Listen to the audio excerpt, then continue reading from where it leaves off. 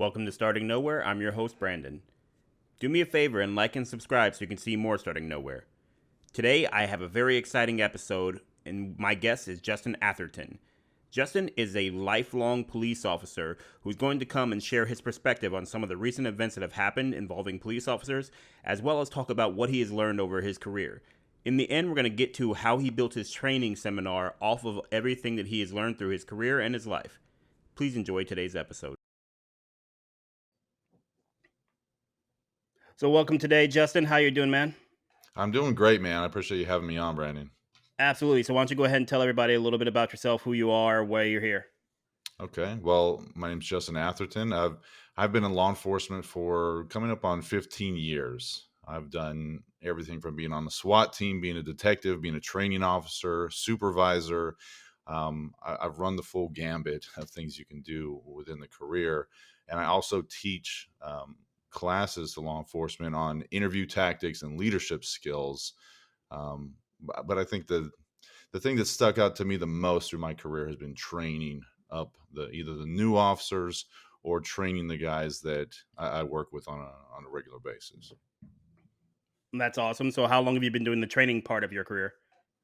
Oh man, the training started early on. Mhm. Training, being a training officer, working with the newer officers. Man, that started really early on in my career, and it was something that kept going and has definitely turned into a passion of mine. And I know you and I were talking about it beforehand, but that's what led me to create my business, to where I Mhm. work with men one on one. I actually use some of these law enforcement skills as self-development tools to help men figure out a way to be the best version of themselves. Mhm. And so by you being a training officer, that means you're to blame for all the hatred for police officers right now, right? That's directly related to you. Sure, I'll take that. I'll take That's that. a good training officer would. That's exactly your job, right? Like whatever happens is your responsibility because you were the TO. So Definitely, definitely. I uh, can say any officer that I trained, I'll take responsibility for this part of it. Any officer I've trained that made it through the program, mhm. I'd trust my life to. Okay. Now, see, as we've discussed, I think when we were messaging before we got on here and everything, I have a military background, and so I had to trust my life to a lot of people that I would not give that same that pass to. But you don't really have a choice; you have to. Yeah. So I think that's a good place to start, though, just because as we record this, I believe it's January 7th, 8th. I don't know. We're in that weird time when I don't know where days are, but it's the day after the protests in DC. It's the day after, of course, that what appears to be protesters, rioters, terrorists, whatever anyone wants to call them, because I don't want to get burned for calling them the wrong thing, uh, were able to get access into Capitol Hill.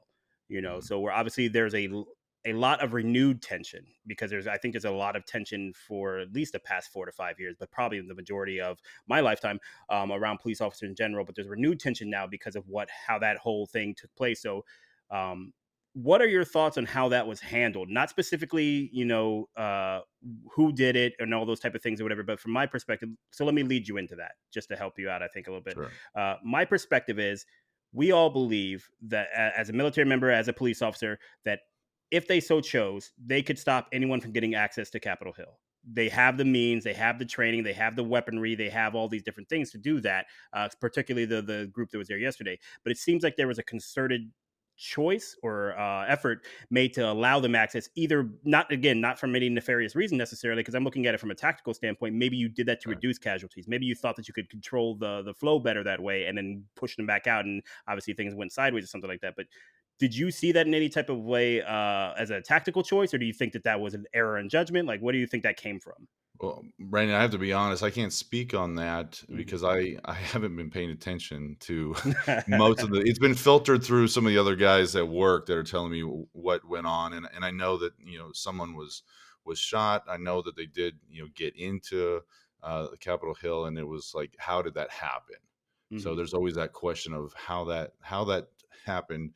What wasn't put in place for them to be able to stop that from taking taking that and just thinking about it without knowing all the details. Yeah. It's a horrible tactical idea to let them in with an idea of pushing them back out. Mhm. I don't believe that would have been a choice there.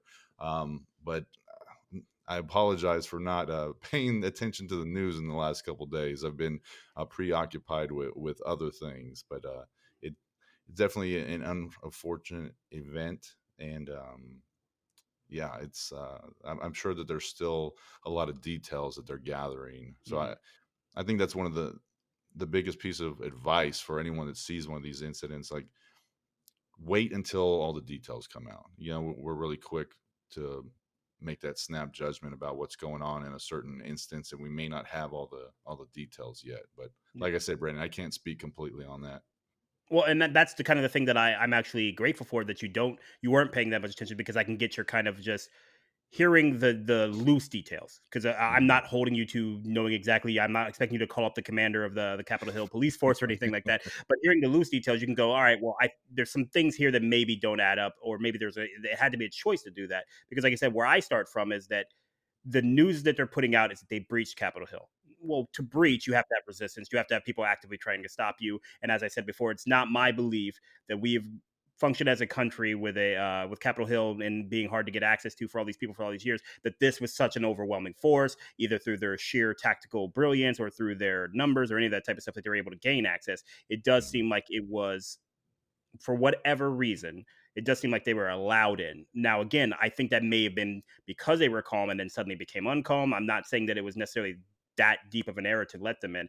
I am saying that I just don't believe that they were able to breach. I don't believe that they were able to overwhelm these forces unless there was some kind of order to say, basically, come back. Let's pull back from there. Let's go back to a different position because we want to protect the senators or whatever else was going on. It just doesn't Mhm. seem likely to me that they'd be able to overwhelm those forces. That's all. It's an interesting idea to think about, but again, you know, when you're dealing with a situation in any security type event, there is always more spectators than there Yep. are officers or security. So without the use of deadly force or some other type of use of force, if they're not authorized in those capacities, then you would have to retreat. Say it's Mm. five officers versus 50 people or even 20 people, that becomes an issue. And so it wouldn't take an overwhelming force, especially if the doors weren't locked and barricaded. Then so there's a lot of different aspects that go into that. So Mhm. without knowing what the details were the doors open? Was it easily accessible and they just bum rushed the front door, or what were the different aspects there? So I think and once you get people inside, opening side doors and exit doors that may only open from the inside, it becomes very easy to give access to multiple people. So So, I'd be interested to hear the details of what actually happened. oh, and I believe you me, there'll be several iterations of details being released over the coming days, hopefully from various sources, so you can kind of cross check them and everything. But maybe I just had too much faith in their ability to defend it, because just that they have, you know what I mean? Maybe that's why they were able to get access a little bit easier than I had thought. That But maybe you that look at the was it. police departments in Portland that were overrun. So it's like it can happen. Any fortified location can be taken over. You know that from Mhm. being in the military. Yeah, yeah. You stay in one location, eventually that will be taken over, Correct, and regardless. I think the difference there is that, as you said, that's Portland compared to our national capital. You would Hmm. expect a little bit different and better from that. Again, like I said, because Yeah, from what I have seen, and I have not seen everything either, because I've kind of just kept a very peripheral knowledge of it thus far. Because as you said, I'm trying to wait for more details to come out and more to see what's actually going to sure. happen from this and everything.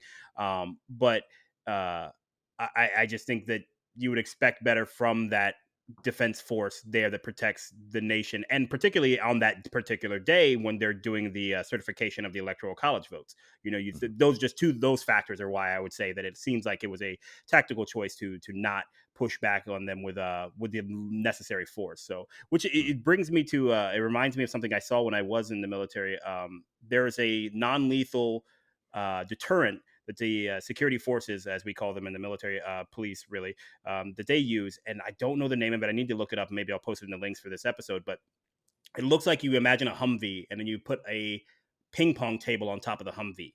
And what it Okay. does is it sends like microwaves or something like that downrange to hit different people and makes their skin super hot. doesn't hurt them, can burn them if it's miscalculated or stuff like that or whatever. So that's probably why we won't use it here in the states. But uh, they use it on large groups of people overseas Mm, when like you said they are getting kind of agitated or threatening to try to overrun the base, something like that. They can hit them with that without actually having to kill people. And so I've seen demonstrations of that because I used to work in public affairs when I was in the military for a while, and we sure. got to actually go out there. One of the guys from that Discovery Channel show Future Weapons came out, and they hit. What they did is they had it like I don't know 100 yards back or whatever, and there's a piece of metal, and the piece of metal is I think concave, so it's like a C. And then when they hit it, the piece of metal suddenly goes the other way because it's hitting it with such intense heat that it's causing it to Hmm. flex. And then we also had a bunch of our colonels demonstrate that. They had them stand in a line, probably about 6 feet apart, coincidentally. And they were like, "We're gonna hit the guy in the middle." And so it did. But the way this thing works is whenever they turn away and they stop their forward progress, it stops hitting them. They immediately Huh. the sensations almost immediately drops off of them when they turn around and stuff. And now that just may be a guy in the truck who's actually like just turning it off of him or whatever. But it's just a really really funny thing to see. That is interesting. And because of like I said, I don't think that we could use that particular iteration here in the states, but I would be interested to see if there's something like that non-lethal uses of force for large masses of people like that that could Mhm. be implemented to try to do that. And again, I would have suspected, seems to be proven wrong, that they would have had something like that in the Capitol Hill area, just because again of what we're talking Yeah. about there. Yeah, well, I mean, obviously the stuff that they have, is the tear gas and pepper spray, which I think people assume that it's nerve gas or mustard gas or something like that when it's being used. But I've been through that for being on the SWAT team. It's not pleasant. It No, definitely it is not. disperses the oxygen. I assume you've been through it as well. Yeah, yeah. But I mean, that's non-lethal, and it disperses crowds very easily because when you are having difficulty breathing, you want to get to where there's air. Yeah. So who knows what they were expecting, who knows what they were ready for.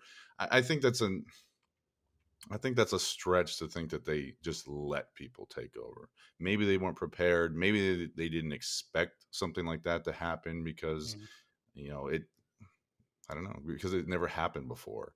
And think about that. We get complacent with Mhm. issues like that. Oh, just because it hasn't happened before, or it's not going to happen here, or they wouldn't do that. That that is a huge fallacy, and that becomes a safety issue when you start thinking in that manner. And I think something you touched on there with going to, I think we call it in the military OC, Mhm. but the tear gas nonetheless, and those type of things, mace, your other non-lethal uses of force, um, is that they didn't use those. They didn't use any of the more typical crowd dispersion methods that you've seen in the past and everything. So, like I said, there's just a lot of questions going on there with what Sure. was Well, chosen, you have why to they have that chose to do it the way. prepared, right? You have to have that because that's not just a normal equipment that the average officer carries. And I don't know Yeah, yeah, yeah. who's there protecting the Capitol. I don't know what department that would be. I assume it would be a federal agency that Hmm. is in charge of that. But that's not just something that everyone just carries around with them. So that would be something either reactively saying, "Hey, we need to get this," Hmm. or proactively go and say, "Hey, we should have this staged because this may happen." So it's again, did that happen? Did they think it was going to happen? Did they prepare correctly for this event or the possible outcome that did end up happening? So it's tough And to I say, think man. that's where we go back to what you said before, that it seems more so that it was a an error of being unprepared, which would make it a tactical error and those type of things as well, which Yeah, is likely what's going to come out of all this. You would hope, because if not, then the tactical error of letting them in through those forces is something completely different. So I don't want to spend too sure, much time on this. It's a very interesting topic to talk about, sure, obviously, but sure. we didn't come here necessarily to talk about it. It just kind of happened to happen right after we scheduled our conversation. Yeah, So, I get it. but so let's go more broadly though, away from that particular topic and to more broadly just what we kind of discussed a little bit before we got on, the feeling as a police officer and what you think the public feels about you right now. You obviously, there are some sections of the country, cities and everything that aren't necessarily that police friendly, and I just want to know Mhm. from your peer review, what have you been hearing in the force, what are you feeling maybe personally and everything, as much as you want to share there, about how America feels about their police officers, and where you think there might be some miscalculations in what they're believing. Sure. So I feel very fortunate. The area that I work, I'm in Texas, and Mhm. so Texas in general supports law enforcement, and the area I work is very supportive of us. Are you going to get those people that don't? Are you going to get those certain cities that may be more on the side that are against the police? I think Austin was the first city in Texas to defund the police. Hmm. They cut their budget, but so being on the fortunate side, I can only imagine what it's like to work in cities like DC, New York, LA, Atlanta, the places where they've had a lot of issues and they've cut the budgets tremendously. And if we're going on that aspect of the idea of the defund the police, it's an it's an odd thing because people talk about it in different ways. So you've got everything's always on a bell curve, right? Hmm. So you've got the extreme side that are like, abolish the police, we should get rid of them completely, and who knows what they're going to replace it with, right? Maybe Hmm. the Portland force, what whatever they had going on up there. And then you got people like, well, we're not talking about abolish the police, we're just talking about redistributing the funds to different areas and different programs. And it's like, okay, that's cool, and depending on what those programs are, but you have to think about what is the first thing to go when you cut the budgets in a police Hmm. department or sheriff's office. Any department, training Yeah, every time. training. Every single time training is the first thing to go. So for years and years, we're like, we need to train police more, we need to train police more, we need to get them to mental health units, we need to get them to respond to domestics differently, like all of this training. Okay. What happens when you remove the training? Do you think the quality of people and their ability to do the job goes up or down? Hmm. And I don't think that that's being thought about. I don't think that there's a lot of forethought going in there, understanding how budgets work and city governments and county governments work. When it's like, okay, we're going to reduce the budget and put money somewhere else, training's going to go away, or salaries go away, or whatever that is, wherever that money has to come from, you will end up getting a lower quality of police officer in general. Hmm. And that's not what people want. Because if you do end up getting a lower quality police officer, guess what? You're going to have more incidents where they mess up, or they Hmm. have judgment errors, or they are undertrained and they don't know what they're allowed to do and what they're not allowed to do in specific incidents. Hmm. So it's a tough thing to think about. It's great. Let's expand programs. Let's find different ways to remove the dozens of things that are thrown on officers to have to deal with, because there's Hmm. certain things that officers are like, great, take it from us. Let Hmm. someone else do it. Like, why do officers work car accidents? There's no crime involved unless Hmm. someone flees the scene. But police officers have to respond to that. Police officers respond to mentally disturbed individuals. Police officers respond to a lot of civil issues that have nothing to do with crimes. We're there to prevent disturbances from taking place, right? But what's going to end up happening, because they talk, there was a job posting. I'm not going to put the department out there. It is a Texas department. They put a job posting out there for this new version of civil servant. Hmm. So it's responding to calls in lieu of a police officer. So you'll be responding to nonviolent calls. Hmm. Okay. How do you know what a nonviolent call is? So it seems like that civilians that have never been in police work are writing these rules, writing these ideas. Oh, this sounds great. I've seen officers get shot on a welfare check, on a motorist assist, a car just being broken down on the highway, and a gunfight ensues because the guy hops out, he's got a warrant, and the officer ends up getting shot.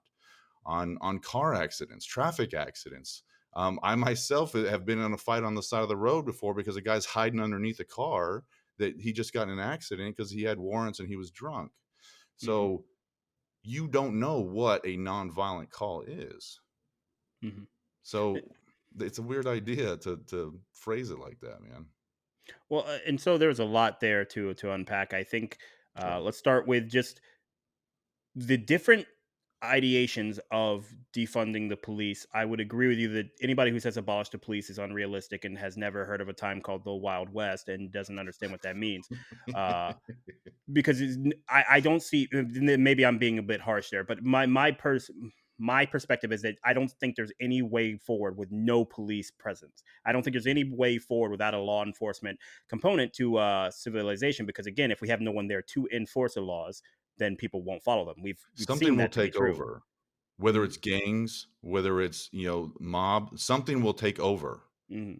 When there's a vacuum of power, it will happen. You look at Portland, I don't know what it was called, They but so changed the there name several times for that. I think if you're talking about that section of where they well, just the took over, or section, whatever. I don't care what they were calling it, but there was a police force that Hmm. formed in that area, Yeah. and they were beating the crap out of people, man.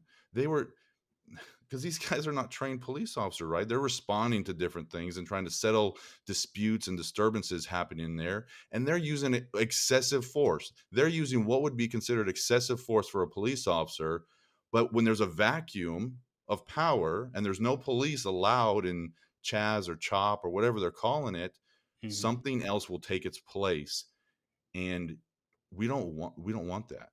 Like literally, you can look at that example and see how horrible that would be if that actually happened, because gangs will take place for of police officers if they're not there, and then Well, they'll run the streets. and keeping in mind that that is, while people forget this, that's why gangs were started, was for neighborhood protection, was for those type Sure. of purposes and everything. And of course they have gone different directions since that Hmm. initial charter. But and so that's why I say I agree with you. The abolishing the police, I don't think that's realistic. I think that that is a pipe dream that a lot of people have that won't really bear fruit rather. But Hmm. what I will say is that I do think that there is some merit, at least theoretically, maybe not in practice, but in theoretically, to repurposing the funding of the police officers, because as you said, taking away jobs from the police officers and making them a more focused force, making it Sure. so they deal with a much smaller series of calls. And to your point, there is no way to know whether a call is going to be violent or not, but that's true for an officer as well. The difference is the officer has the training of them, so maybe the officer isn't even the primary. There's like a lot of different ways to go. So my perspective has always been this when it comes to these type of things. When it comes to the topic of police reform specifically, let people vote on it, and then you live with the results of what you get, and then you modify it, because that's the thing that you're going to have to go. If you think it's Hmm. the police need more training, so they have to either increase their funding or make sure that they use more of their funding for training specifically, I can see the logic of that. Let's do it. If you think it's repurposing the funding so you can get all these other civilian agents who can come and do these different things and take some of the stuff off police's plate so they can be more specifically focused on it, sure, let's try that. But that's the problem that I have, is that we do neither of those things. We're doing none of Sure. them in a lot of places. We're just saying, oh, well, yes, things need to be better, but we're not going to do anything to make it better. And I Mhm. don't mean that on an individual level, because I know that some departments may be doing some different missions here and there trying to change things. But until you have, like, I think a whole scale change in a larger section, let's say the entirety of a city instead of just one department or whatever, you're really not going to get, I don't think, any meaningful impact for people who may interact with it. Because if here in Florida, where I live, I could drive 15 minutes on the road and deal with a completely different police department. So Mhm. if my police department locally has done all these initiatives and they really understand what's happening, that's great. But then if I go over there and I have a mental health episode and they haven't, that doesn't help me. So that's why I say a little bit more widespread change with that type of stuff when you're looking at it. And that's why I say just vote and then try to see what works. If we may find that certain sections, that I imagine this to be true, certain sections repurposing the police funding might work. Certain sections, no, we need better trained police officers because we have such a high mass of people here that we Mhm. have to have this high number of police officers responding to all these different things. And that's why I just say I don't believe we can dictate to everyone Well, countrywide it what the sounds solution yeah, is. and I agree with that, and it's almost the idea of leave it to the states or leave it to the cities, but you it's almost like you're saying 2 different things there, and I just wanna make Mhm. sure I'm clarifying because you're saying Sure. vote on it. Yeah. So if it's the cities that we're, giving them the responsibility with their city council and the mayor and the chief being able to affect some change in the city, Hmm. there are a lot of metropolitan areas where you like you said, 15 minutes down the road, you're in another city. Yep. So are those cities gonna be able to vote differently? Or are you Oh, saying it absolutely. has to be the same in the state? Like, where's the line there? And that's the thing. I don't care where the line is personally, because my whole thing is this. we're going to make mistakes on the road to progress. So if Mhm. the mistake we make is drawing the line in the wrong place, so be it. But are moving forward. I think what we're doing now in a lot of places is just standing still. And that's my problem. I am okay with some growing pains, but there's still What growth makes you say that we're standing still? because there's a lot of things that aren't getting better. There's a lot of things where we're not seeing meaningful change in a lot of the different places. So that's why I say again, What is one meaningful of the change? meaningful change being, I think, where you're seeing more police accountability in some of these situations that we're talking about, which is not directly related to, I think, and this is where a lot of people get confused. It's not directly related to what police do. It's more so related to what the laws are. So that's how you Mhm. have to enact meaningful change. If you're telling me that, and I don't want to throw out any names because we'll get too down in the minutia of that particular Sure. situation. But let's say that there's just a situation, the police officer shoots somebody, they don't have the legal grounds to stand on to try him or her. Well, then if that's the case, and you're saying, well, yes, we say that probably shouldn't have happened, but we can't try them. It's like I can maybe accept that for that individual, but if you're not changing the law, then you're just allowing that to happen again. You're telling me that Mhm. that's okay, and that is the intended result of what you wrote into law. If you don't change the law, and that's what I'm saying, that there's not progress in that meaningful way in a lot of those places. So and this is one of the things I wanted to get into. I think one of the problems we have, both pro and anti, if you want to go there, or whatever the other side of it is, for police officers, is we see police officers monolithic. They're not. They're people. So Mhm. you as an officer will handle a situation one way and they'll go, oh, that's great. He did everything he's supposed to do. Someone else may not. And so if we don't deal with the individualism of policing, then we're never going to be able to get better at it. As long as we treat police officers as monolithic, as all of them are the same person, I think we're going to have a lot of problems. Yeah, and because you could do that with any profession, right? If we if we it's horrible to think about. You think back to when it was in the news quite a bit where priests were sexually assaulting Mhm. young boys and altar boys, whatever that was. Were we burning down churches? Were we burning down, like, killing priests in church because all of them are bad? Or any teacher that's had an inappropriate relationship with a student. You know how Mhm. prolific that actually is? Are we burning down schools and saying that all teachers are bad? So I think that's a very valid point you bring up. You can't do it in any profession. Why are we doing it with policing, saying one officer messed up in this incident right here? He messed up. He needs to be fired, possibly criminal charges. All Mhm. police officers are bad. All police officers are racist. It doesn't make any sense at all, because, like you said, each officer is going to deal with things slightly differently within the parameters of their policy and the state law and whatever is going on in that case. So Mhm. you can't look at anything different, like or the same. It's like different being on different podcasts, Mhm. or different podcast guests. You don't treat all your guests the same. I, I I do. They're all the assume you have enemy, and I different must win. background. How horrible would that be for your guests? Yeah. They wouldn't want to come on anymore. They'd be like, "No, I'm not talking to Brandon anymore, man. He treats me Well, like that's what most like people his do last after talking guest." to me, guests or otherwise. They just like, no, never again. But I think what you said there is part of where I think their problem is, at least for again from my own personal perspective, is that because we don't see accountability in some of these cases where the solution for someone murdering someone or someone killing someone in a way that we see is unjust should not be losing your job. And I think that's part of the problem we've had because you're taking away that person's job. You're saying one of two things: either A, which I think is the most likely case for 90% of these situations, you're covering your ass. You don't want to be held accountable for this officer continuing on the job, and you know that that's going to be distraction to the department. You're just covering your ass. That's the reason you're firing him. You're not Mhm. admitting guilt. You're not doing anything. You're just covering your ass.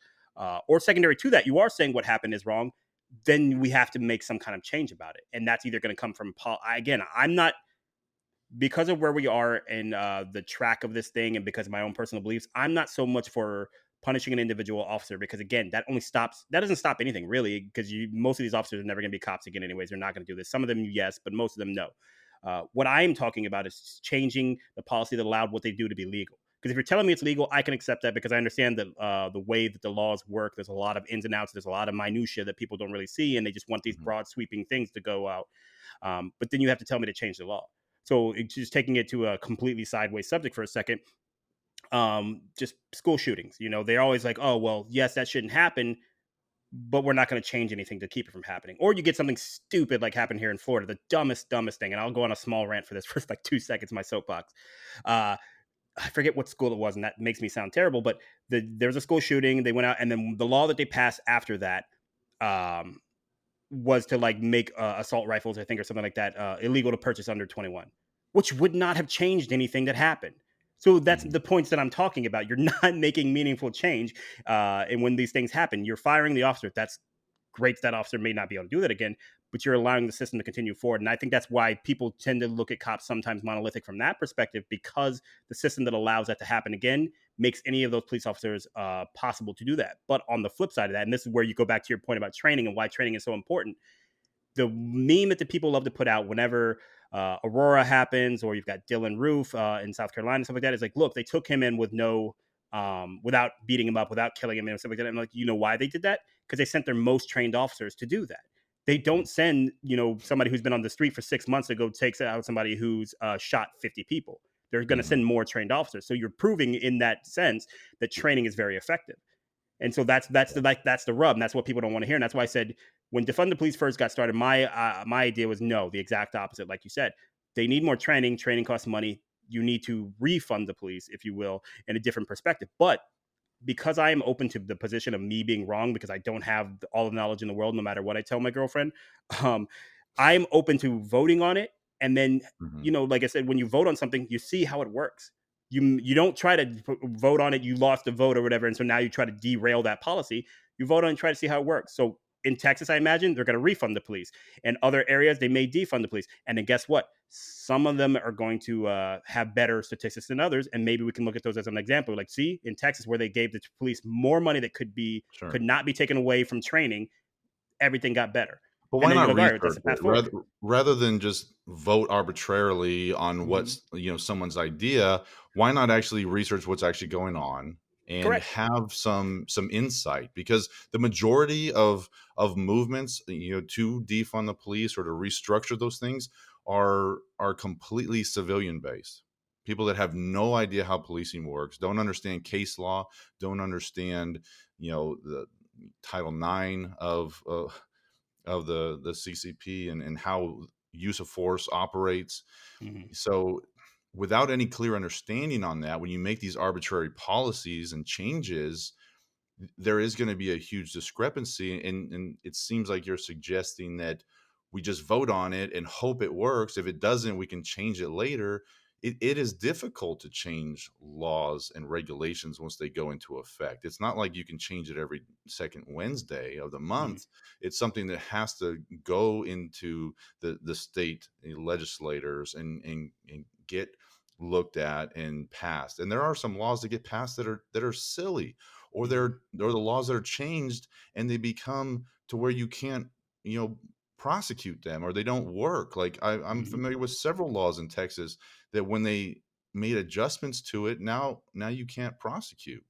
You Mhm. you look at it and it's like, why is this even still in the book? I can't do anything with this. And So without having some clear understanding on how a lot of this stuff works, let's do some research. Let's look at what's actually going on. You were talking about how no officers are being accountable. That's what it seems like the suggestion is. There are officers being held accountable. There are officers that face criminal charges. So I would have everyone look that up. To just say no officers are being held accountable, there's no change being done, that's not true. There has been a lot of change in the past 15, 20 years as far as all of that is concerned, and more officers being held accountable for their actions.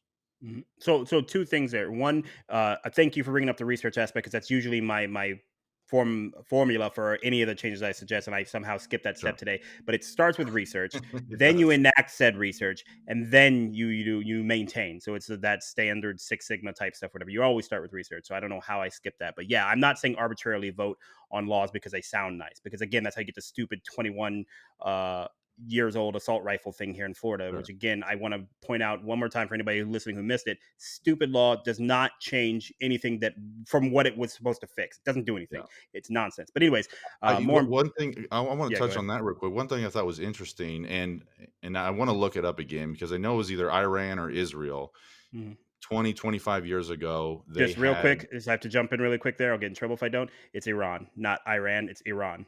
Iran. There you Yeah, go. sorry. Yeah. So it's either Mhm. Iran or Israel. I don't know Yeah, which yeah. one it was, but they had a school shooting happen. Mhm. And their response to that, it was a horrible incident that happened for them. Their response to that was to have armed guards in every school, Mhm. and they have yet to have another school shooting since then. Mhm. So laws about gun control, like, w- so you talk about the banning, assault rifles under the age of 21. What what law would have prevented a school shooting? Pick a school shooting that's happened in the last 10 years, and then name a law that would have prevented it from happening. No, I'm there with you on that. I don't think that that's a law, but again, this is where, and I don't want to get too sidetracked with going down the gun control range. Ha, that's hilarious. Anyways, don't go too far down Freudian the slip. gun control rabbit hole because I think there's a lot more things there. My problem is with gun control, with the policing issue, and the other type of stuff is that we do a lot of thoughts and prayers. We don't. So let's go back to what you said there with there being meaningful change. Then that needs to be put into a different way. Now I know where we can go with this in a little bit, so I'll get ahead of it. Uh, that is because of what people click on. The way that our capitalism works is attention is dollars. So when Yeah. people pay attention, they get dollars. What they pay attention to is sensationalized type stuff. And that is more so, like you said before, the things that don't go the way that you want them to. So we have to get better about spreading the news of what has actually changed. Because if you're telling me things have changed, and I'm not challenging you on that right now, I'm saying that we need to make it better where people are seeing that more readily. We need to make it better Sure. where that information is more readily available for these individuals.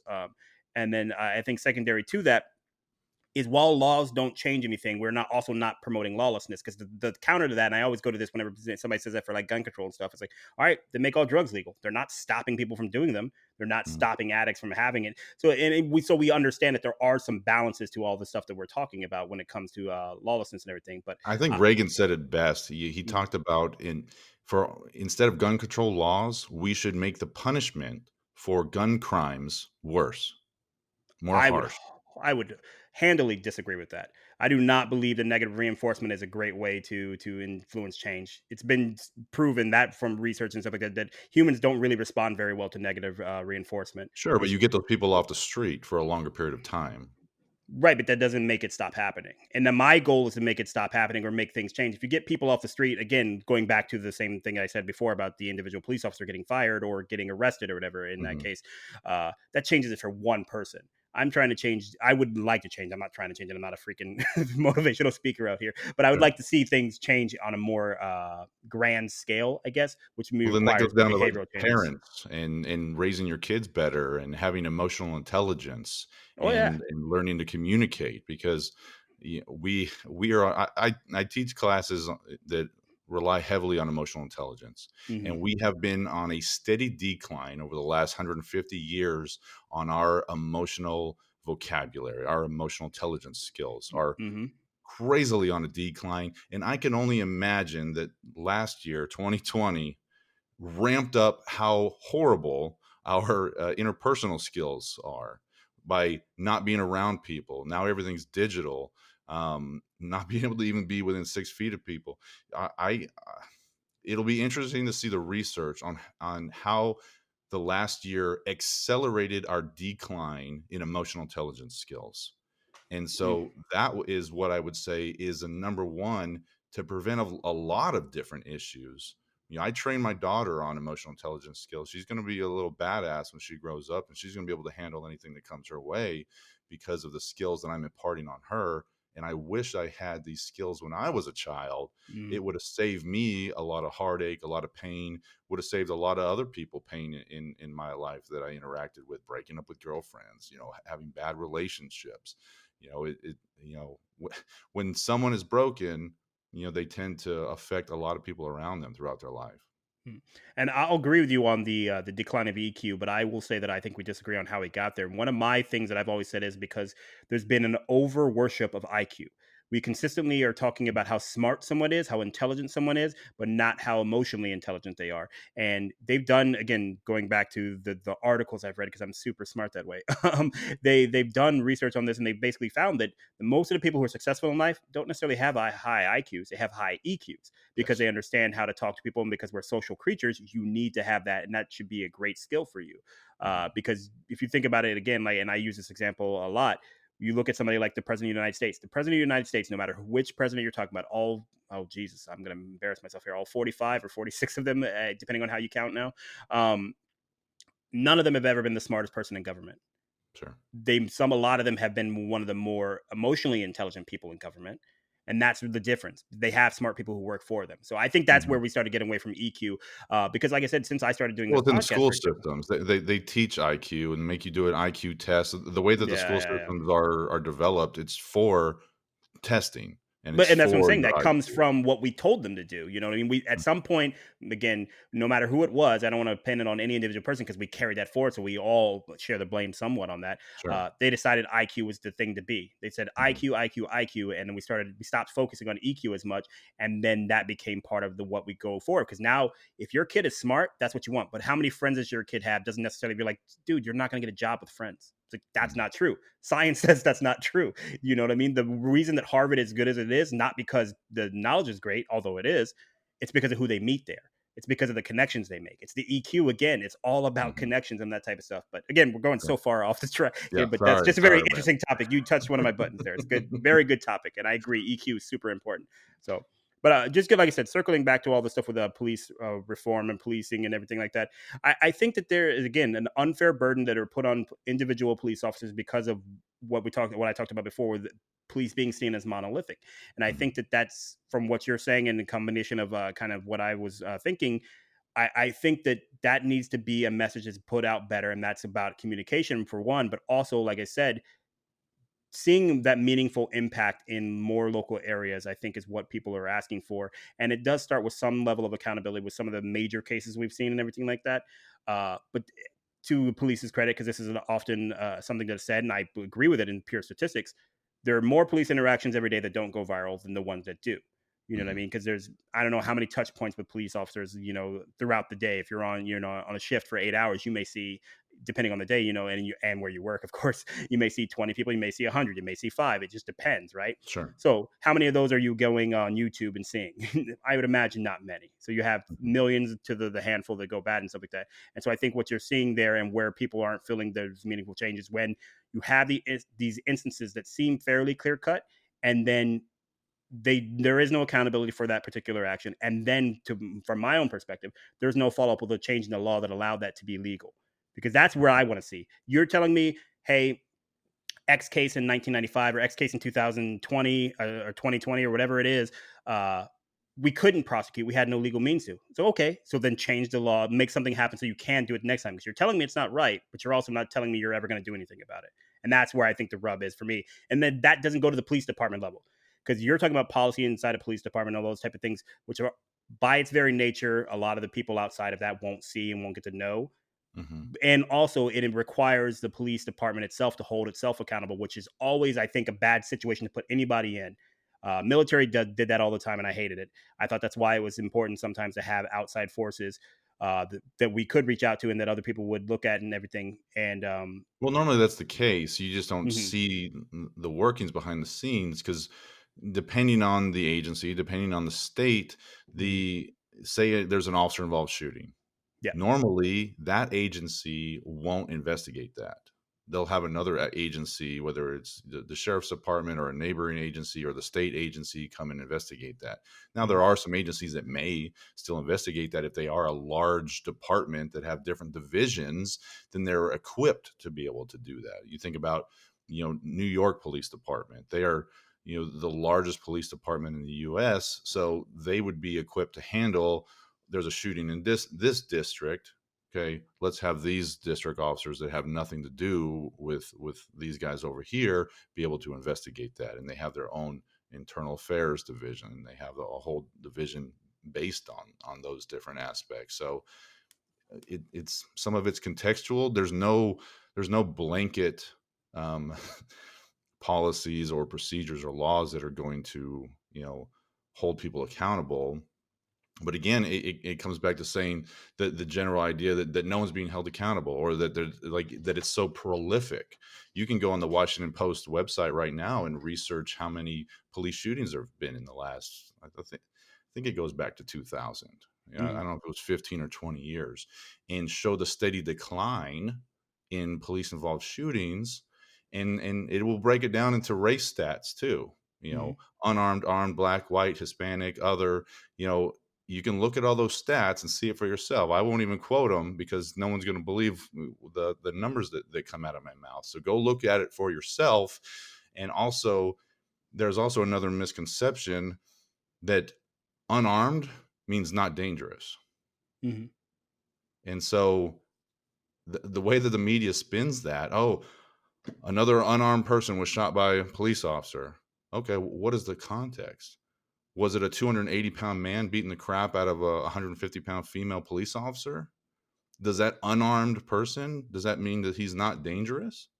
Hmm.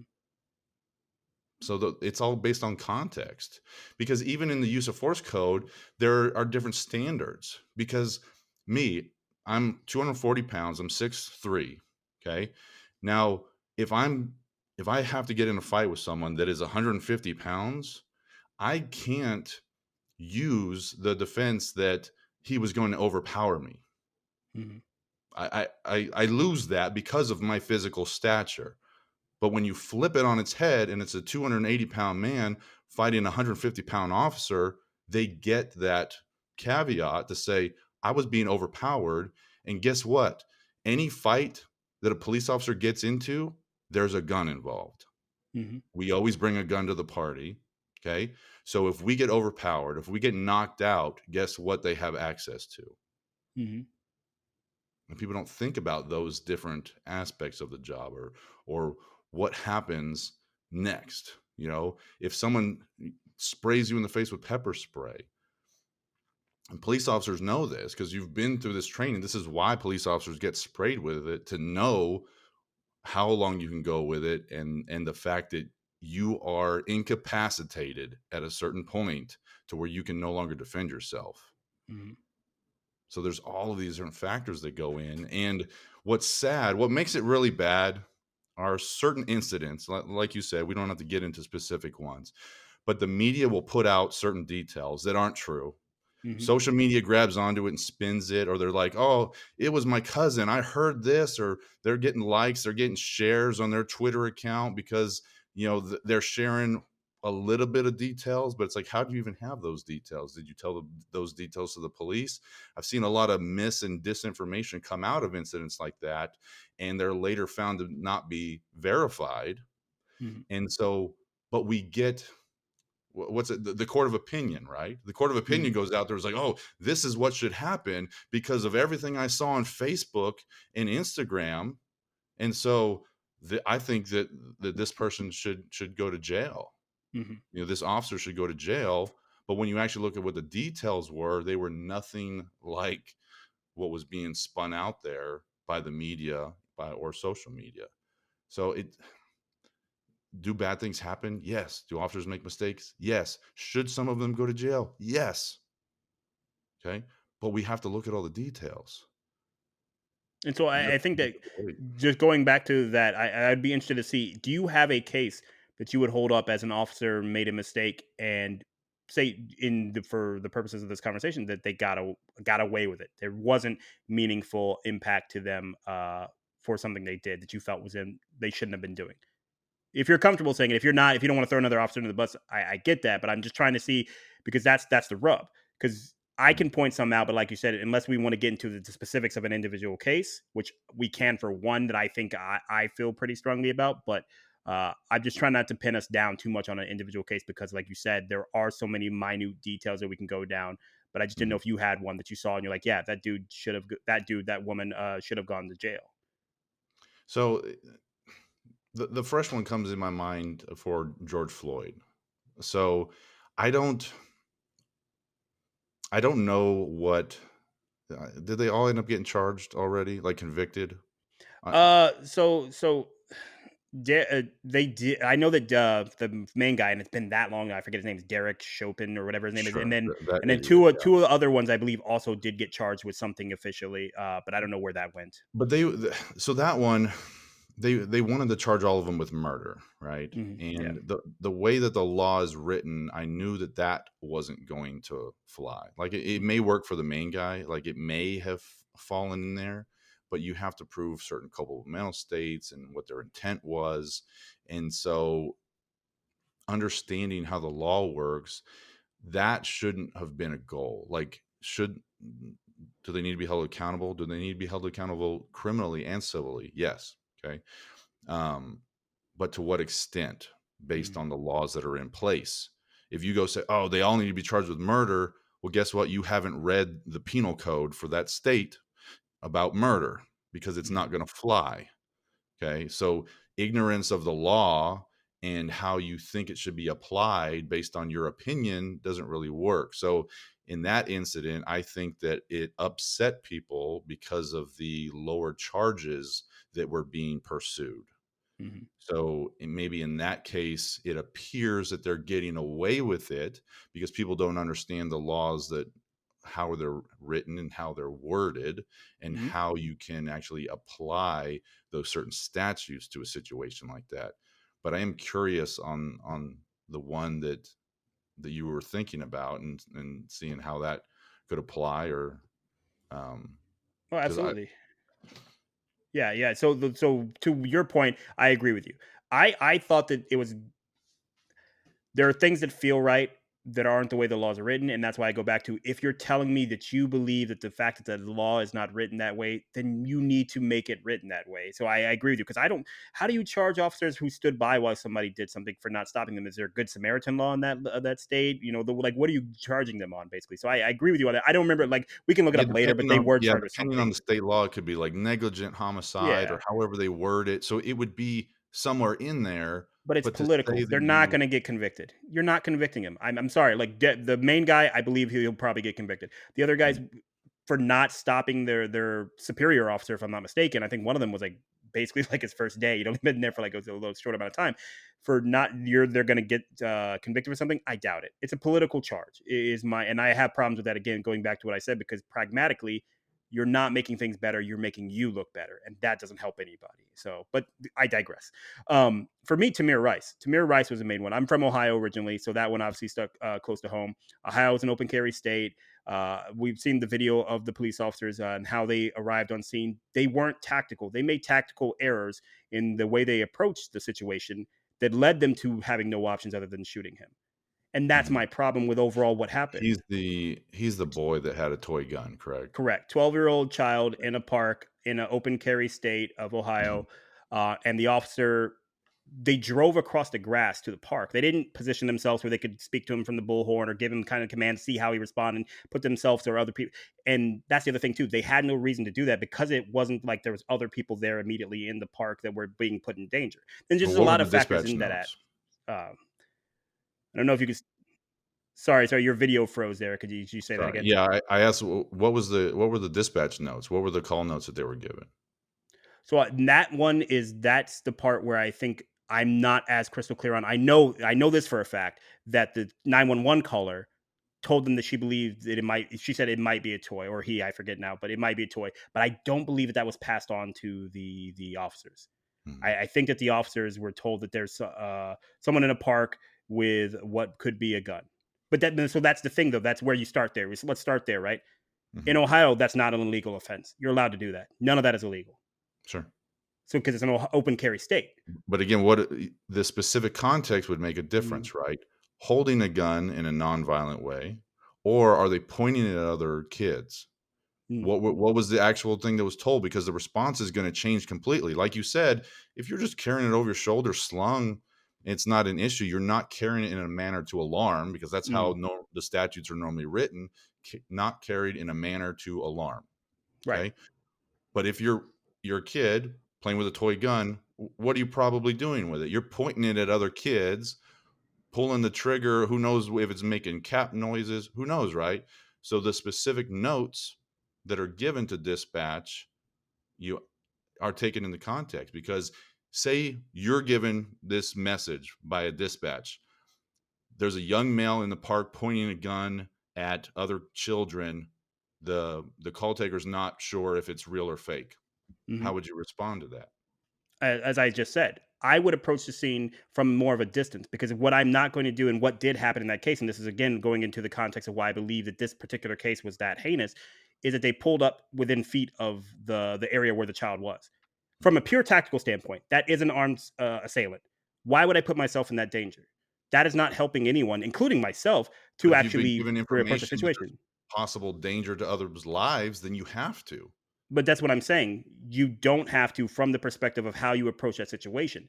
I am saying that there are other ways to approach it. You pull back further. You're not going to pull within feet of them because Mm, this is what I'm saying. If I you are disagree. telling me that that person is armed, I don't want to pull up to them with my door to their right. I'm dead. If Sure. that person is armed, I'm going to be dead. So you've made a tactical error in the way you approach it, which left you no other option other than to immediately open fire. And Mhm. that's where I go into. You took poor choices. You made bad decisions that led you to a decision, excuse me, to a place where you may not have had any other choice to open fire. That makes you So what is your culpable. suggestion? He should have parked a quarter mile back and started giving commands? And I don't know about a quarter mile, that's a bit far, but you park Okay. further back. You put yourself in a position where you could, if you put yourself in a But what if you position, believe that there are lives at danger? Like, someone is going to die in this park right now. then that's Are you gonna park back there? even more important why I can't die. Because if I die, guess what? Those lives are still in danger. So I need to approach the situation excuse me, in a place that gives me the best opportunity to not get killed and keep Mhm, everybody in danger. And that's what I'm saying. So if the person had been armed, is take to the other way. Tamir Rice is an armed assailant. He actually was trying to hurt people. That mhm. officer is dead immediately. So Sure, he made you, poor tactical choice because I would have just run the person over with my car. well, no, he's in a gazebo. You're not going to be able to do that. And that's Okay, also what I'm well, saying. And alright, another thing, I don't have all the details of it, but I wouldn't have right? parked with my driver door to them, but I Well, definitely just would have sorry. gotten His close passenger door, enough. because his partner is driving. His partner is driving. He hops out with the passenger door to him or whatever. I shouldn't have made it sound like he was solo. He had his partner with him. There's two of Okay, them. well, then I'm gonna One have work assailant. with the guy driving. Well, obviously that's something else that just happened. But that's my point. Like you, in to your, I don't know if you're joking or not, but you're not going to run him over either because you have no assessment of the scene yet. So just Mhm, to assault him without assessing the scene, without doing any of those type of things or whatever, and that's kind of where like I said, I stand on is that they made several tactical errors that, in essence, if you're telling me they had no other choices, that's because you made poor choices leading up to that. So sure. that makes you culpable. You don't get to just go, "Oh, I made all these mistakes and then I had to shoot him." It's like, no, you made poor choices that led you having to shooting. Meaning those poor choices matter. You're culpable for that. And again, and then you go extra layers deep into the oven onion, and they didn't know this at the time, but that officer had been fired by another department, or no, excuse me, didn't get fired by the department. I think he didn't get passed through his initial training or something like that. They said he's unfit. He should never hold a weapon. His TO at that time said he should never be a cop, essentially. And then, Those are but important he things. lied. He lied on his job form. Mhm. And so, but again, you go through all those different layers of it as they pull out that information, and there's no charges filed. But There, still, there's, you have to go in with the culpable mental states, like, what is the intent? but that's the thing. If we're only looking at a 10 for police officers, then every police officer will always walk, Mhm. and So, that's the problem. the different state so, and I'm not familiar with Ohio laws, but in Mhm, Texas, it's 4 different culpable mental states: intentionally, knowingly, recklessly, or with criminal negligence, okay? mhm. And based on different offenses all have different culpable mental states. Some of them have multiple, some of them have all 4, some of them just have 1. Yeah, So, it depends on what you're trying to charge them with and the way that some of these laws work, and this is the rub when attempting to go for the highest charge. Okay. And again, I'm only going to speak for Texas because that's the only state I'm familiar with. When mhm. you go for the highest charge on certain offenses, like let's say murder, it doesn't always have a lower included Yep, offense. agreed. I know exactly where you're going, and I thought that's where you're going. Yeah, and I political. That's political charging. You knew that when you charged him with that nonsense. But when there's people pushing for that, like, no, we need to charge him with murder because in the police department, when we've had guys, when officers get shot, Mhm. and there's push from the department for the DA's office to go for the higher charge, and the DA's office, you come in and be like, hey, look, guys, we can charge them with the highest charge, like we can go for that if you guys want, like if you guys are actually pushing for this, we will do it because there's politics involved, right? Especially when you get Mhm. the whole department, Yep. pushing the DA's office going like, we want to charge them with, aggravated assault on a police officer or attempted murder on a police officer. I think that was the incident I'm thinking of. They wanted to go with attempted murder, but they're like, hey, hang on a second, guys, because if we can't prove that, then there's nothing we can drop it to. And then it's Mm-hmm. just dismissed. So the safer bet would be to go with aggravated assault on a peace officer. So in case that one doesn't stick, there are lesser included offenses that we can go, well, since it didn't meet that culpable mental state, the jury can agree that it may not have been intentional, but it was knowingly. Mm-hmm. Okay. But when you go for murder and the only thing in there is intentional, Yep. and you're asking the jury, did that officer intentionally kill that child with the intent to just kill them? And you have to ask the jury that. Mm-hmm. And when they go, no, it wasn't intentional, he should have known, but he didn't. And like you said, you've got all these extra factors outside that he probably shouldn't have been in the police in the first place. He lied on his admission forms, Yeah. and so you can't charge him with anything else because there's no lesser included offense. Mm-hmm. So that's something that a lot of people don't understand. It sounds like you do understand that Oh yeah. aspect, but people don't grasp that when there is political push to charge him with the highest crime. Oh, this police officer, we need to charge him with murder. The DA is probably going, hey, that's not a good idea. No, I don't care what you think. We're going to charge him with it. He's going to get convicted. It's like, okay, if you tell me to do it, I'm going to do it, even though I disagree with it. And it's not statistically probable that they will get convicted of this particular offense. Understand that there's nothing else to fall back on. So Mm-hmm. that's a whole different conversation that people aren't involved in because they don't understand how certain laws like that work. So it seems like you're suggesting that we throw some different caveats in there to make it easier to convict people on certain offenses when maybe they're not the appropriate charges. So sometimes I think it falls on the DA's office. And I'm not disagreeing with you there. I think one of the things that anybody that I listen to who talks about the politics in general, they always say is start locally because that's what we're talking about there. You want to change a lot of these cases, you change a lot of the DAs. That's how you get these things done because, like you said, they push for something political. They know wins in political points, but they don't actually have to be culpable for it. Because, for example, again, throwing this out there, not actually saying this is how the real world works. It's just a TV show so people can understand the idea or whatever. The DA knows that he's not going to be able to charge a police officer with murder. Everybody's pushing for murder. So they can charge him with murder or indict them, whatever it is. It goes because it won't go to trial yet. I forget the terminology right now, but Mm-hmm. and they know that they don't actually have to worry about that because they know they're not going to win that. But they won the political points for going for it, and they also haven't made the officers too mad because they know that they weren't going to get convicted either. And so that's the situation that I think a lot of these people find themselves in, and I think that's part of the overall nonsense. And that's why I go back to what I said before. I don't specifically think it's police officers' responsibility to change a lot of things we're talking about because, again, internal change requires tons of time. It requires, culture changes. You're talking about all these different things or whatever, and those do work, but they take time, and it doesn't help the people immediately. I'm saying that legally speaking, those type of things need to be there needs to be whatever done, whether it's you, like you said, holding the DA more accountable or having lesser offenses that are able to, like, if you charge them with certain negligent homicide or whatever else, that you can have a lower offense that can roll down to whatever that is. And that's what I'm saying. It's Mm-hmm. different for every situation. It's different for all of them. But if you're telling me that the law protects the person who killed Tamir Rice, then the law is wrong. That's my thing. I am okay with you saying that legally at the time this crime was committed, he got off because of X. All right, well, then let's close that because that can't happen again. We're looking at all these factors. That should not happen again. And that's where I go with that type of stuff. Like I said, that's why I don't specifically pen it all on police officers, even though obviously a lot of what comes through this is that they are, if you will, the tip of the spear for that because they're the ones who are actually seen doing it and all that type of stuff. But I'm fine with, like I said, if we have a law that we don't know exists, or excuse me, something has happened that we didn't have a law for, but all right, now let's fill that void. And that's the same thing I I say think a with lot of it just has to do with being ignorant of the law Mhm. and people pushing their agenda.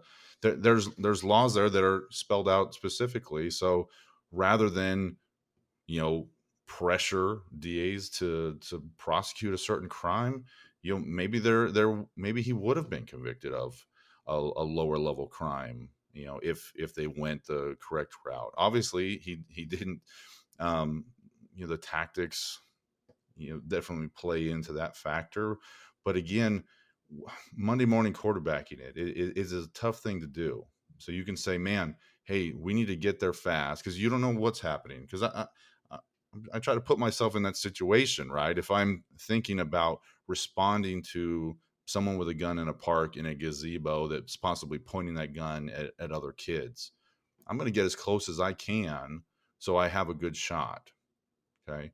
Um, because it depends on if there's people around. Now, if I pull up and the park's empty, great. And I see just one guy in the gazebo, perfect. I'm going to park a quarter mile back and go, hey, this is what I got. I need some officers on the other end of the park over there. Let's block up the park. Let's not let anybody else in. Mm-hmm. Okay. Perfect scenario. Be like, great. Let's coordinate off. Let's communicate with them.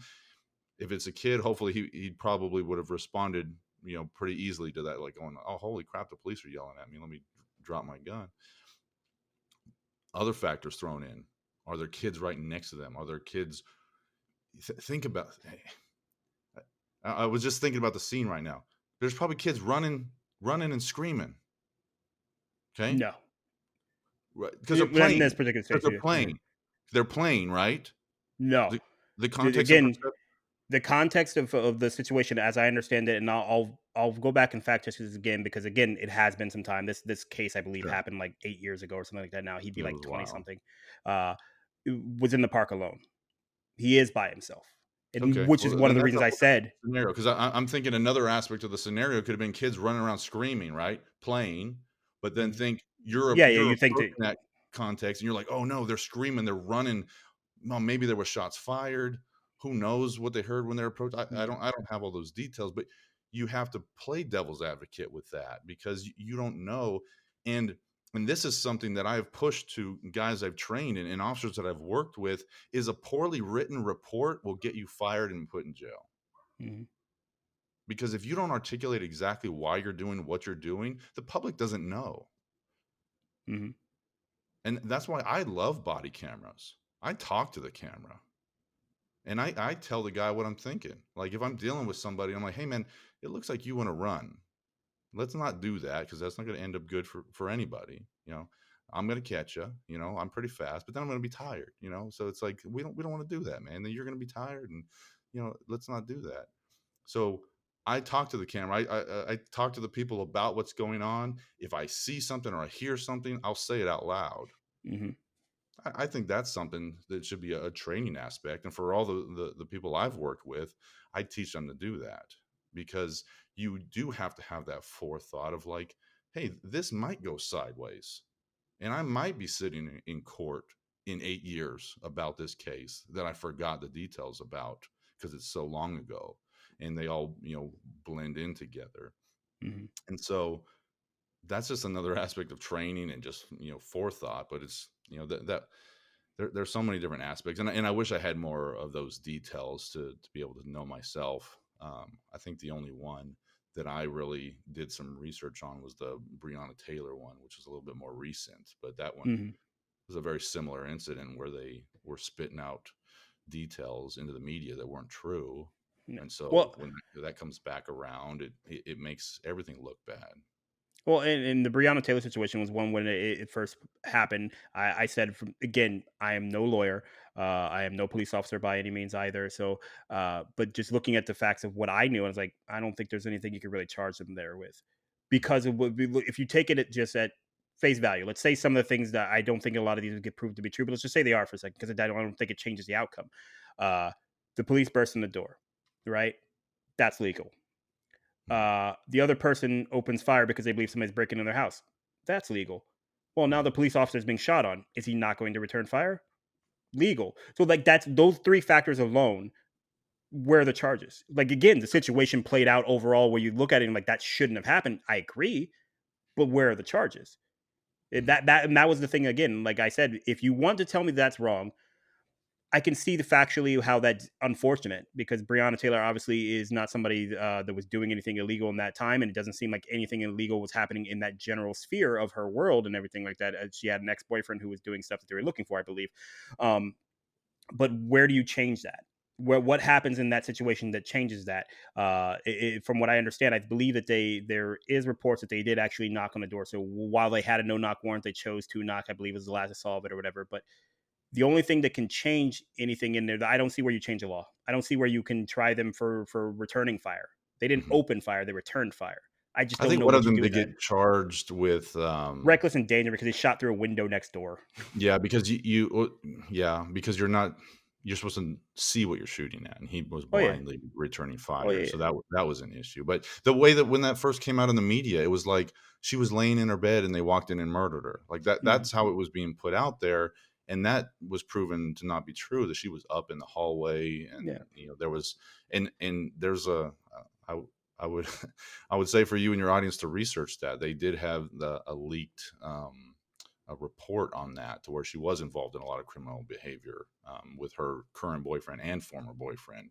I believe there was a dead body found in a car that she had rented and lent to her previous boyfriend. The jail phone calls talked about how she was the one that kept all the money, so it wasn't that she was an innocent person. Obviously, it's tragic that someone would lose their life in an incident like that, and the fact that the boyfriend was blaming the shooting on her. That's all around. It was a bad situation, but the media made it worse But by I think giving that's such part of what we're detail. talking about here. Both the media and the police response to that, in the sense that like releasing that criminality after the fact does Mhm. not change the particular details of that situation. And I think Sure. that's where you're looking at But the where public perception, that's the initial thing, right? So we think that there's injustice and racism in police departments because of the initial details that were put out about that incident. You Mhm. know, especially during an incident like that where there is a police shooting and someone does lose their life, the police department is not going to put out a lot of details up front. Because guess what? If they do have to go to trial for something like that, they don't want to influence the people that are going to be called to be on that jury to Oh yeah. whether to indict or to clear that person.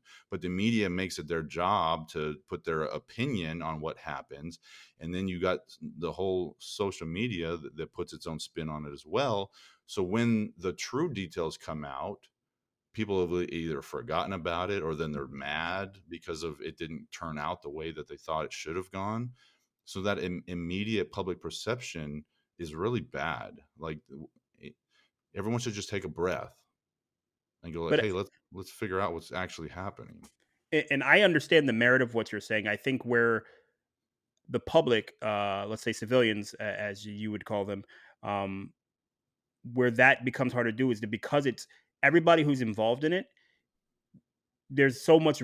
So there was a saying in one of the career fields I used to work in where any viewed impropriety is impropriety, in the sense that you have to make it so above board that you can't seem culpable in these situations.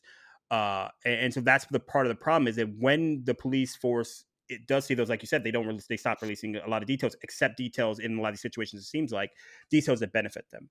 Well, so this person had marijuana in their system. They did this, they did that, and so you're releasing these details that make you, the police officer, not you, the royal you, Mhm, mhm. uh, look better, or to help your case. But at the same time, you're also controlling that flow of information. The public can't get that information, so they do start creating their own narratives, or they start leaks. There's all this nonsense that goes on with that, and Yeah. I'm no fan of how the media Yeah, I spins don't this out like of control. either But either side of it yeah, when stuff gets leaked out, and I would agree that the police departments do put out certain information. I think you may be referring to George Floyd when they talk about how he had ketamine and meth and all this other stuff in his system during I that. won't say the name only because it doesn't help. But no, I wasn't. I was actually talking about But a but different that but case. that's one of those situations that I can Yeah, think yeah, of yeah. that they were Oh yeah. doing that, but again, it's rebuttal to what's happening in the media, and so it's this Yep. back and forth crap that Hmm. happens when both sides should just shut up and let the process go through and and see what the outcome is,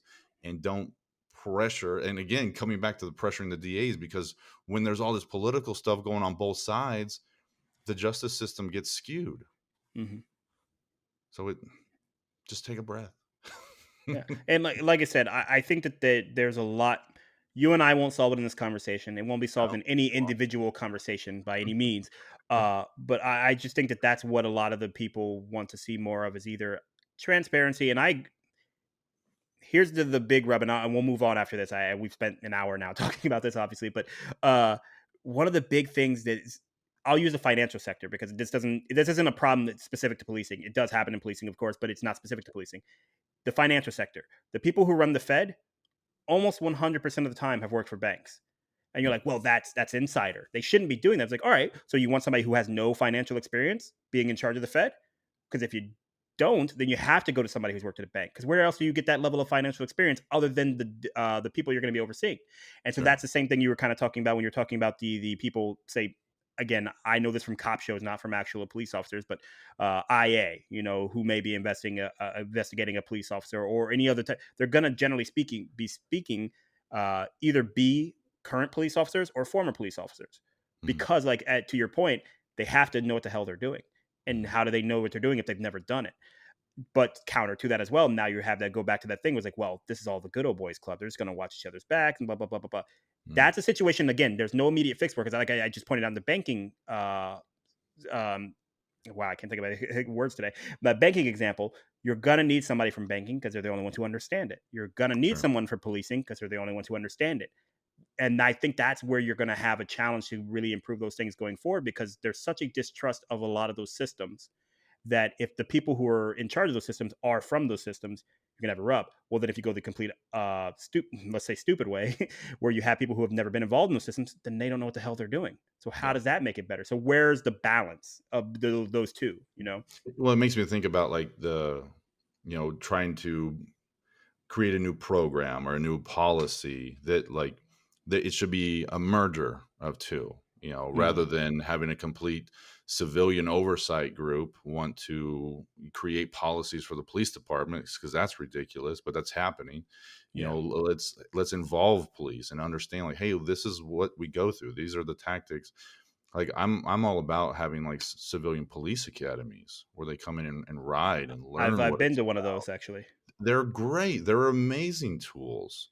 I don't, man. And again, there's so many different tangents we could go off on. I don't know Yeah. why they don't teach in driver's ed how to deal with a police officer, how to deal with getting pulled over. Mhm. Like, why isn't that a standard, like, understanding? Like, don't be digging around in your glove box, regardless of your race.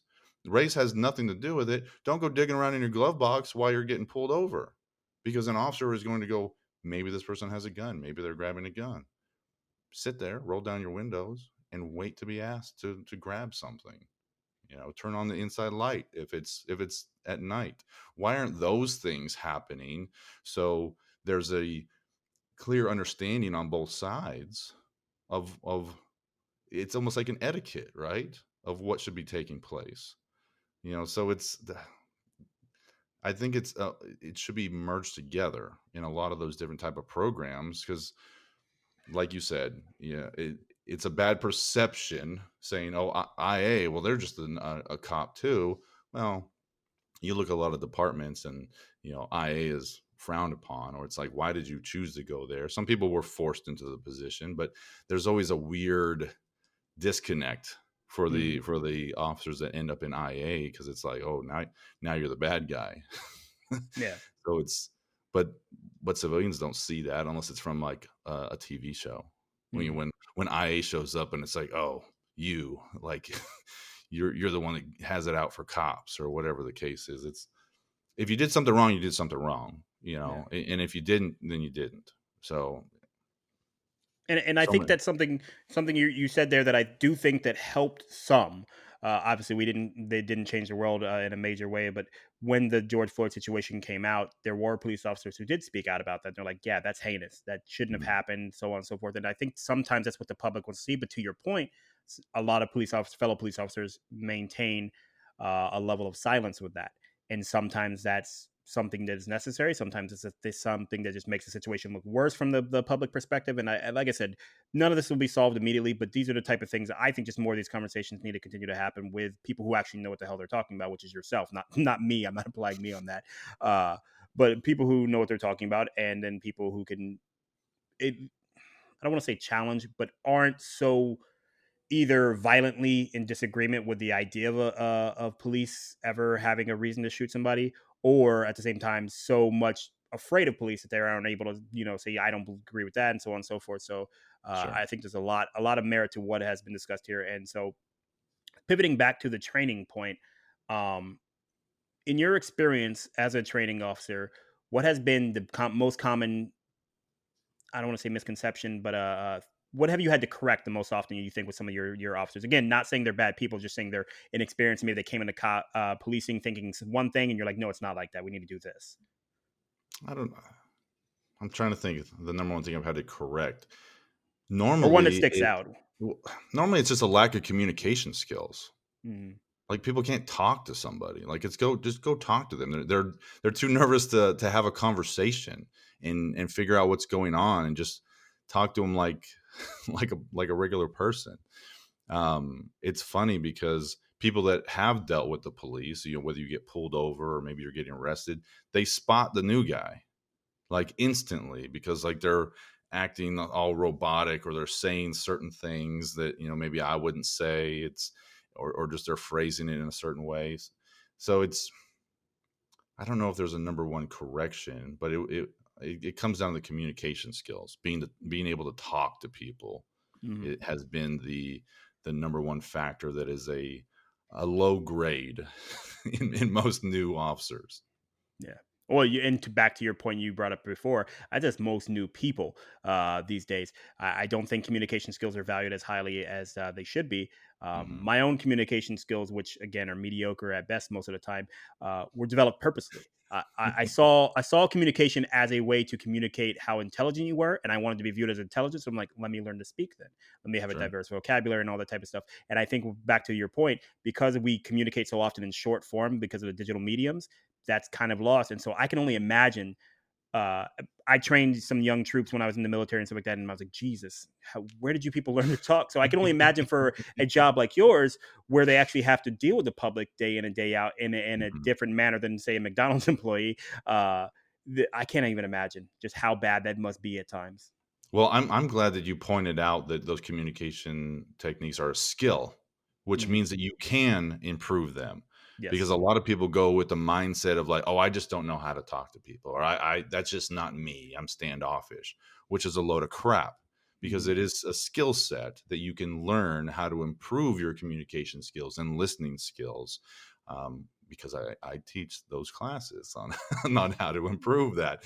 So it's definitely a thing that people come in with this closed mindset about this is just the way I am. And that can go into a lot of different factors. But I just like that you pointed out how the communication is a skill, which Yeah. means that you can learn it and you can improve upon it. Yeah, and this is a shameless plug again for the book that I love. I've literally given this book out to people as gifts. I'm going to call her out again because I gave it to her like 3 years ago. My girlfriend to read, and she still hasn't finished it. But the classic, How to Win Friends and Influence People. I think that's Mhm. a huge one for just learning some not specific communication skills, but communication patterns, things to look at in conversations, the way that Sure. you communicate with people, and how to be viewed as a good conversationalist. So pivoting into that, what are some of the things that you teach in your training and your business that you have about to communicate? I assume that having confidence comes from communication. So tell people what your business is called real quick, and then also just some of that, how that communication plays into that. So yeah, so my business is called Confidence Unchained. And it's interesting because I do get asked about confidence a lot, and it's something that I do go into, but I don't believe that confidence is a skill. Mhm. Confidence is something that is perceived by other people Mm. based on the actions that you take or the actions that you don't take.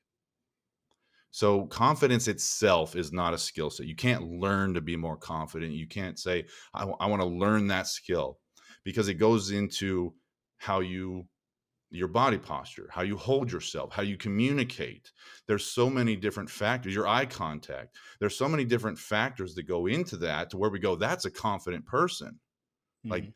like, hey, Brandon's over there. He's confident by the way that you hold yourself, by the way that you talk, by the things that you don't do.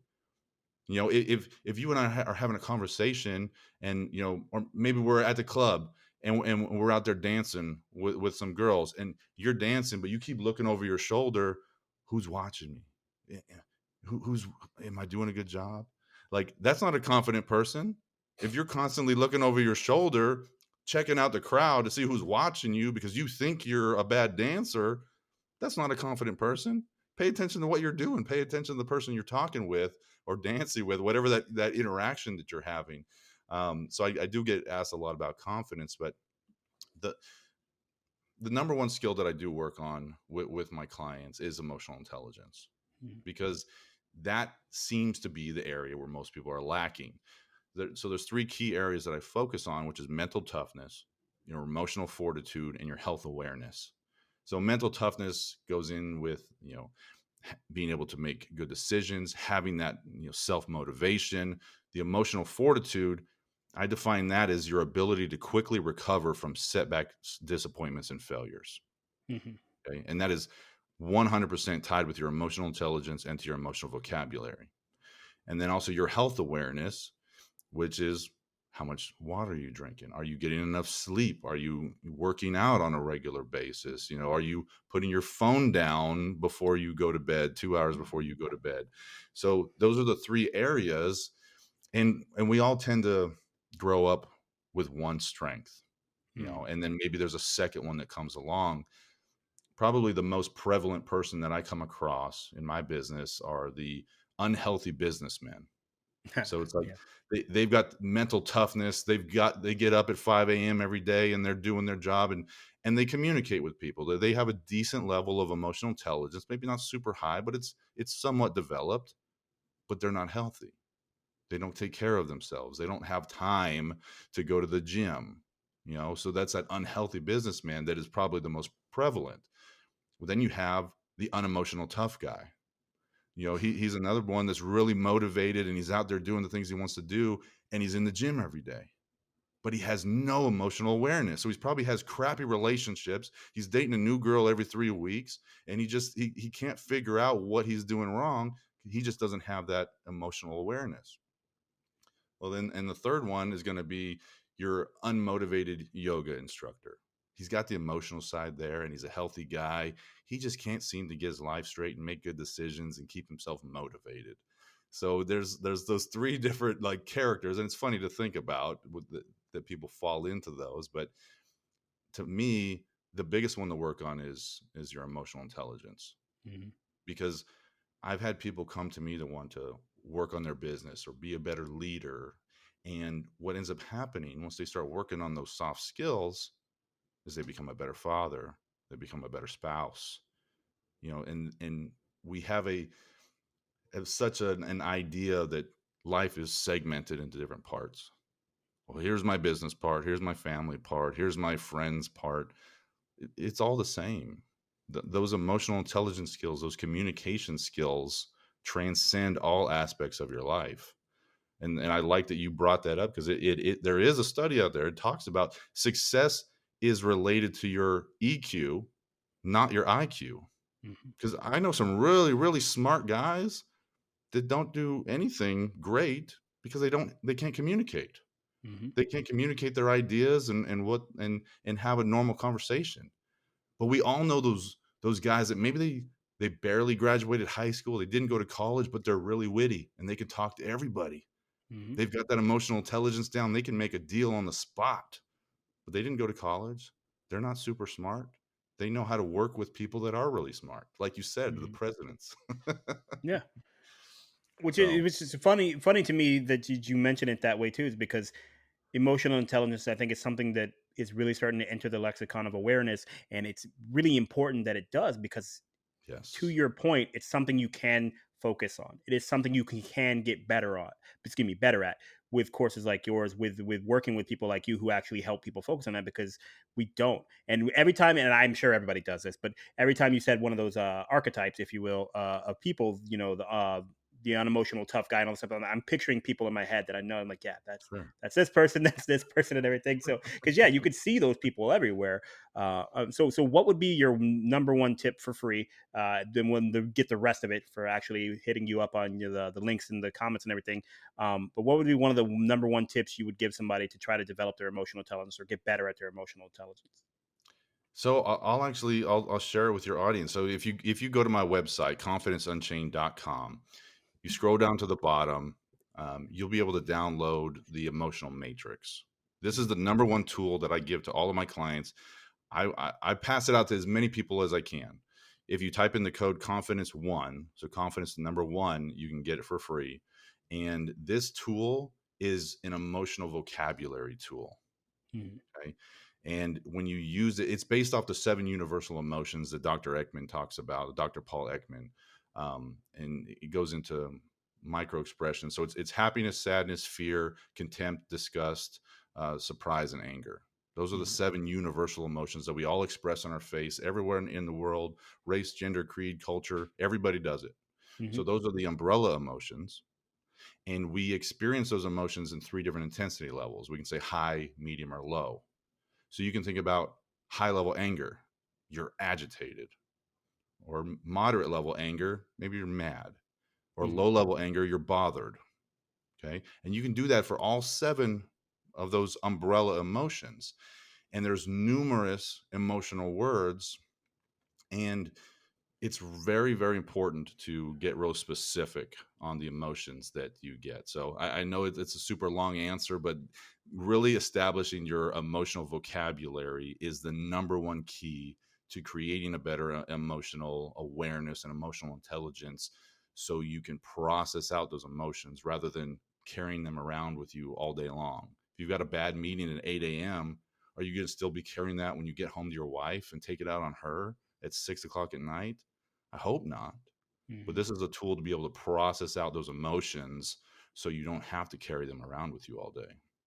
And I think it's an important tool to have because life is always going to happen to you and for you at different points, you know? And so when it happens to you, if you can't deal with that, then it's not going to switch back over to happening for you to at any time soon. So, like you said, if something bad happens at 8 a.m. and you're having a bad day at 6, that's not that bad thing's fault, unless that bad thing was you lost a leg or something like that. Obviously, it may take Sure, more than a day to adjust, but sure, sure. uh, generally speaking, it's going to be somebody cut you off in traffic, you spilled your coffee, whatever the nonsense is, right? And then people can let that spin them out into a whole other thing. And I think that goes back to what you're talking about, learning to deal with that, learning to be emotionally aware. Because one of Mhm. my big principles of emotional intelligence is your own emotions. It's not Yes. just other people, because if I don't know myself, it doesn't matter what the other person is doing. I have Well, to that's know the who I first am. step. Yeah, Yeah. that's the first step in emotional intelligence, is understanding your own emotions before you can understand someone else's. Yeah, and that's coming from somebody who is pretty Irish. You know, like my white side is Irish and stuff like that. And Irish don't do emotions so well. so but it's I think that's where we have to get to it too. And with the idea, and it's funny, we have two guys here who have backgrounds in what are all otherwise seen as hyper masculine professions, policing and military, right? And we're sitting here talking about emotional intelligence. Lets you know how far the world has come. That's where we are. Yeah.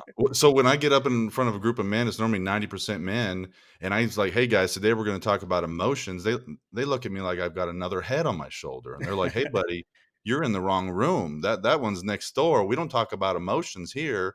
But luckily, I get a little bit of street cred, being, former SWAT guy, being a detective, being a big guy. And I'm like, "Hey, if I can talk about emotions, then Mhm. all of you guys can talk about emotions." So I wish I had these tools years ago. It would have saved me a lot of grief over the years, and misunderstanding how emotions actually work. Yeah. And see, so I've done martial arts off and on for past like 11 years, whatever it is. Real martial arts, by the way, not that. I almost took shots at traditional martial arts. I won't do that. I won't start any fights right now. But anyways, my first striking coach who coached me through both of my Muay Thai fights was a SWAT guy. SWAT guy, former Marine, and all this stuff. And interestingly, he has a system built around psychology and everything like that too that he Mm. taught to us when he was training us for fights. So it's funny to me that, again, going back to that, the guys who are SWAT, who have these street cred type backgrounds, are the ones who are starting to see, hey man, you know what helps with being able to do this type of stuff? Emotions, Yes. psychology, understanding things like that.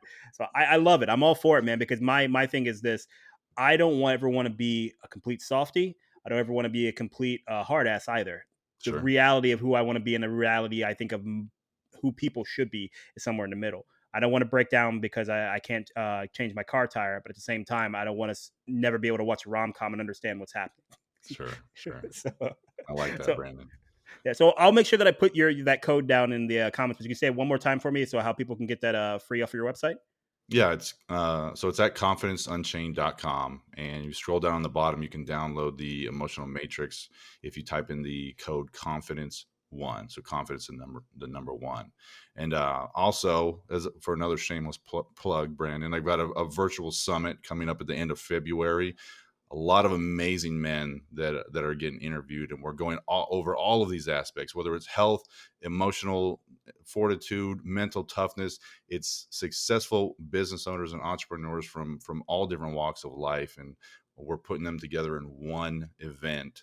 And that's going to be amazing. That's going to be at summit.confidenceunchained.com. So I'm super excited about that, and I will definitely send it your way, Brandon, so you can enjoy all the great conversations, because I think you would get a lot out of that as well, man. Outstanding. Yeah. I love to, as you said before, Monday morning quarterback and just sit there and tell all the people who were at the summit what they did wrong because that's Yeah, always more fun than actually doing it yourself. Right. No, I appreciate that. That sounds like an amazing event. I'm always, one of the things that I've found is that anytime you get a lot of, let's say, positive chaotic energy and together, good things happen. sure. Good things always happen because from that summit, you're talking about getting all those people who are successful together. That makes other people successful. It gives you the energy to try to do something that you're trying, you actually want to go out and do and make the world a better place. So I think those type of things are quite often looked down upon. That's where real change can actually spark. That's where real change can happen. There's a reason that Tony Robbins is ridiculously rich, and then and that's kind of, he's one of the forefathers of those type of events. Mhm. So I'm all for it, and I'm gonna make sure that this episode airs not too long before that, so we can get people excited and hopefully get some good turnout for that. And I'm looking Perfect. forward to it. It's gonna be a lot of fun. Yeah, I'm excited. Thank you so much for having me on here, Brandon. I enjoyed the talk. We didn't get at each other's throats like you said we might, but no, Well, it was a good my conversation, man. My getting at your throat is in the mail. Since you're in Texas, it's going to take a little while to get there. So just let that delay reaction happen. But no, Got like it. I said, Got it. so let me go there too before to pivot back as we close this up. I appreciate your openness. I appreciate your candor. I appreciate you also being able to have that conversation with a civilian who has limited to no knowledge of what police actually go through, and being able to just have that, because like I told you before we started, there's going to be some things we disagree on, but Sure. I want to be reasonable about it. And I appreciate you just being open to that. And I'm very excited that you're able to take your experience in those stressful situations and create a program that helps other people who aren't even in those situations get better. So it's like they get 20 years, or I don't want to age you, but how many years of experience you have from policing without actually having to get into those fights from a guy who's hiding underneath a car. So you know what I mean? Yeah, exactly. Yeah, that's the idea. Share it with as many people as possible.